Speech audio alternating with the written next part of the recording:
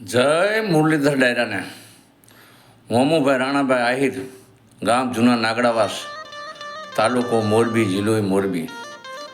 આજ હું તમને મારી રચના સંભળાવું. બસ વિશે મેં થોડુંક મારી બુદ્ધિ પ્રમાણે લખ્યું કે સલામત સવારી એસટી અમારી, હાથ ઊંચો કરું બસમાં બેહન મન ફાવે અહીંયા ઉતરો. પછી સોમનાથ હોય કે શંખેશ્વર હોય હાજીપીર કે ઉદાવાડા, સરદાર ગાંધીની ભલે જન્મભૂમિ હોય પણ એસટી અમારી અહીંયા હોય. એથી આગળ મિત્રો વાત કરી, આમ ગીરની તળેટી હોય, કચ્છનો હિમાળો હોય, હાલાર હોય, બરડો હોય, ડાંગ હોય, વલસાડ હોય, મજોકાંઠો હોય, ગોહિલવાડ હોય, ઘેડ હોય, બનાસ હોય, સાબર હોય, ગીર હોય, ઓખો હોય પણ એસટી અમારી અહીંયા હોય.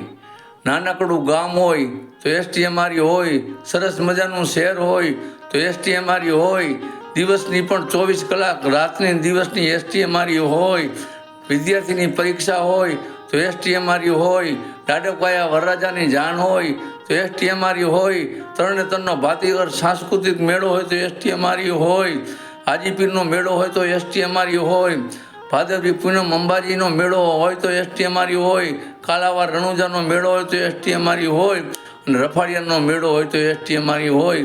નાના નાના મેળાવડા હોય તો એસટી અમારી હોય.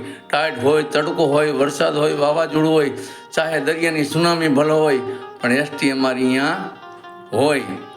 મને એક ભાઈએ પ્રશ્ન કર્યો કે અંબાઈ, આનું નામ બસ કેમ પાડવામાં આવ્યું?